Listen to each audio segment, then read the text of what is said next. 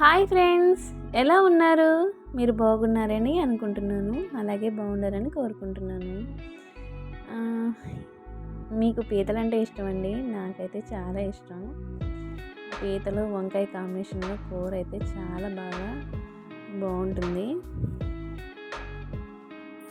నాలాగే పీతలు ఇష్టపడే వాళ్ళు మీలో ఉన్నారా?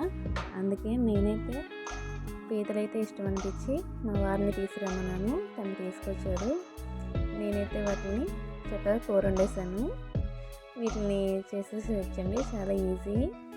ఇలా చేసుకున్నాక మనం వీటిని దీని డెక్కలు ఉంటాయి కదండి, కొద్దిగా పగలు కొట్టుకోవాలి. ఉప్పు కారం పులుసు అంతా చక్కగా దాని లోపలికి వెళ్తుంది. తినేటప్పుడు కూడా సౌకర్యంగా ఉంటుంది.